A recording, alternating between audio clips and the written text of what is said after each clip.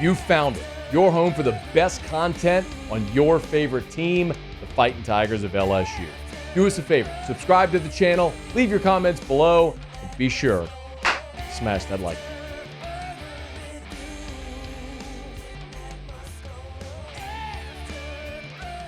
Welcome aboard Shea Dixon from On3 the Bengal Tiger. Good enough to talk some recruiting with us. Shady, how are you, man? I'm doing well. How are you, Matt? I'm doing awesome. And weekend for LSU, getting the expected but still exciting commitment from Bryce Underwood. Did it go about as expected, Shea? It did, and it was, I don't know if you'd call it surprising, obviously, because they were considered to be the team to beat, but at the same time, you sweat a commitment and a recruitment like that one all the way until the end, and then all the way till he signs, but that's still a year away. Let's enjoy the fruits of the staff's labor here and Underwood's interest. To put it into perspective, I mean, yes, this is a five-star quarterback.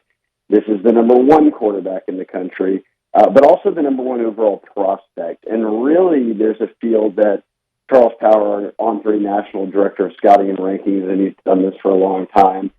He said over the past decade, first, he would say that anybody who's in high school right now, including seniors, and Bryce is a junior, he's the best quarterback, best pure passer, big size, he can run it, do whatever you need him to do.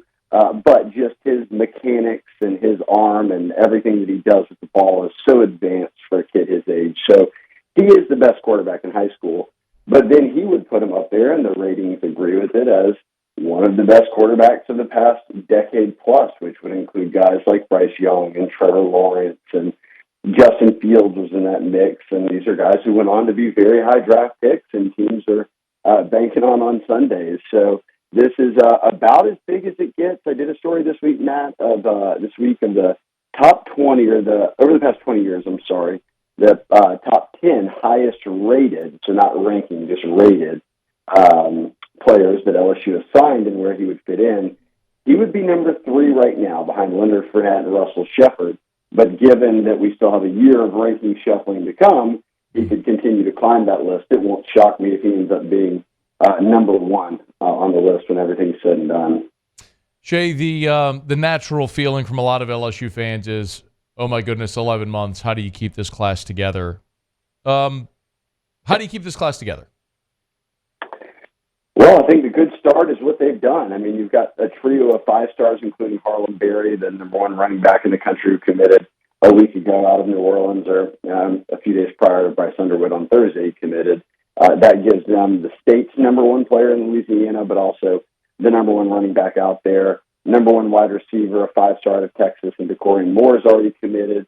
And then you look at the pieces in Louisiana. It kind of reminds me of the 2011 cycle, Matt, when Frank Wilson, who's on staff now, put together that group, and they called them the Fam, and it was Odell and Jarvis and all those guys. And they all built such a close relationship that when every other school came calling, it was, we're good, we're already bought in, we're tight, this is kind of the group we want to go to college with.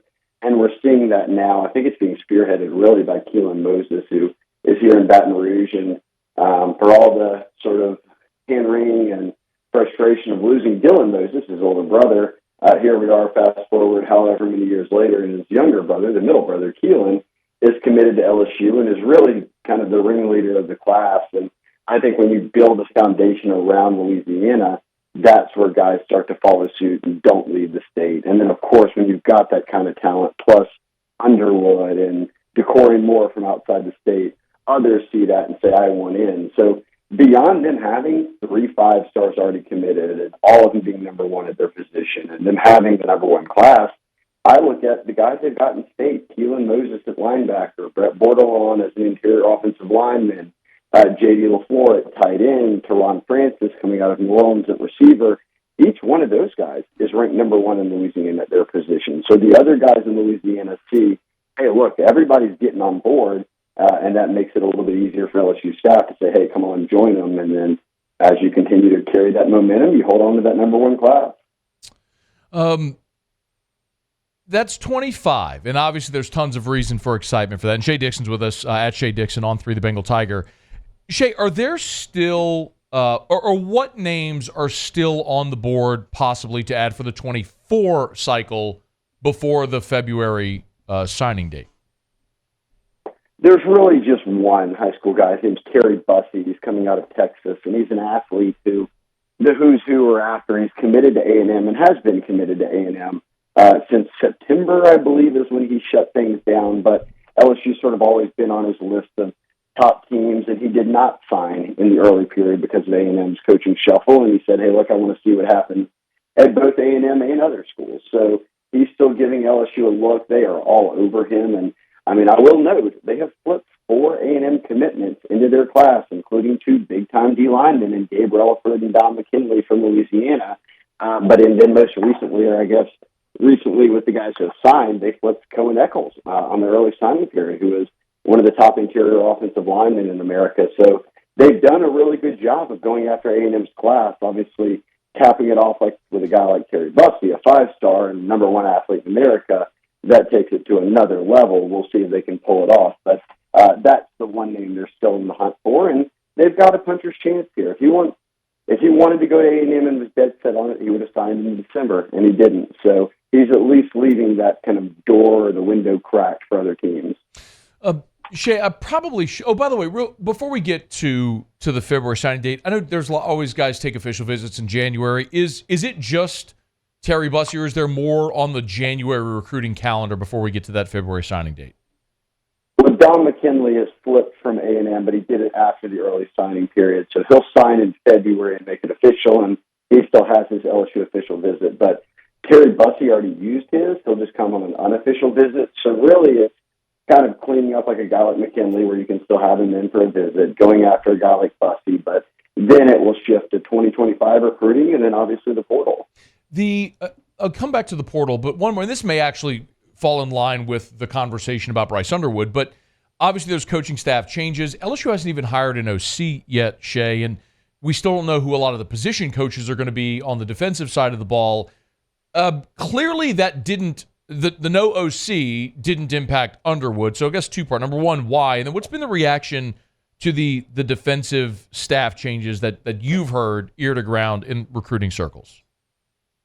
Yeah, look, the biggest thing I think you look at with Underwood is that his main recruiter is Joe Sloan, who is still on staff and is certainly in the mix for becoming the offensive coordinator. He was the co-offensive coordinator in the bowl game. They played very well. It gives you some continuity with Nussmeier, and he's a year out from having to sign. So a guy like that isn't in any real rush to say, hey, I'm not going there because I don't know who the OC is. His relationship was with Sloan and some others on staff, and if Sloan is on staff still and Bryce Underwood gets here, then I feel pretty good about Bryce Underwood coming. So that's how I would sum up that one. On the other side, and look, we saw players get vocal about some of the changes, both good and bad, but when they made the lone hire they've announced, which is Blake Baker, you saw a number of current commitments come out. Xavier Atkins, a linebacker, others who said, hey, look, he was my first offer. Xavier Atkins, who's from Louisiana and committed to LSU and signed with him, he flipped from Missouri. He was Blake Baker's, one of his big linebacker commitments. And then Harold Perkins reacting of, hey, look, this is a guy that recruited me out of high school that I loved, whenever he was on me at LSU during his 1 year there a couple of years back when Harold, right before he signed. So there's promise with the current roster. I think, Matt, for me, one thing that really stood out and speaks to kind of how Blake Baker is someone who the whole team will gravitate towards on defense is he was here 1 year and he was a linebackers coach, but I went on Twitter and looked, and Jay Ward, Andre Anthony, guys who didn't play linebacker, that played D-line or corner, were quote tweeting the announcement and saying, this is the hire, great hire, this is my guy. So everyone sort of liked him when he was just linebackers coach. Now that he's calling an entire defense, I think we'll see a lot more kind of backing from current and former players. And, that matters certainly with the current guys, but I'll also say that, and there's no right or wrong to this, everyone does it differently, and that's fine. It's just how you structure your staff. But Aranda, House, Chavis, a lot of these D coordinators, and they aren't the only ones. I could point to a million schools. They're paid to focus on football. That's it. They just game plan. They leave recruiting to everyone else. Blake Baker is a younger guy who probably takes as much pride in what happens on Saturdays with his game plan as he does in recruiting. So you're going to have a D coordinator who's very active in recruiting, which is something that a lot of people wanted. It's a great point. Before you go, you mentioned the portal as well. Jair Brown, we had him on the show yesterday. Anything else to keep an eye on with respect to the portal, Shea? Yeah, it's closed now, obviously, but that doesn't mean the action. The kids who are in it can commit at any point they want, and then the grad students or transfers, they don't have to abide by any portal window. So we could still see some activity, I think, and which is wild to say because 2 years ago we're talking about 38 scholarship players. They're balancing that 85-man scholarship limit right now, and that means, and we've heard it from the start from Kelly, they want to sign 25 to 30 high school guys and then keep the portal additions to single digits. Well, they're at 4 right now. I'd expect them to go higher than that. They'll get to 5, 6, 7. But there's another portal window in May. We see some guys lead the teams in, and then they add some others. I think all those things are in place. So I know a lot of LSU fans are like, where's all of our portal additions? Where's the portal additions? Well, that's what you were doing the first 2 years when you had so many roster spaces that it was like, we'll take anybody. Now it's one of those things where you're focused on retention of your current team, having guys not re-enroll for the NFL that shouldn't be, and putting together high school classes to the point where, Matt, you feel like, oh, look, we're developing again. We're recruiting and developing and not just taking quick fixes. So there'll be more portal additions, but nothing like what they did the past few years, and that was never the expectation. He is Shea Dixon, On3, the Bengal Tiger, on Twitter at Shea Dixon. Always appreciate it, man. Thanks for the time. Yeah, thanks for having me on, Matt. Hey, thanks so much for watching. Please leave your comments. I love to interact, and be sure to hit the red subscribe button below.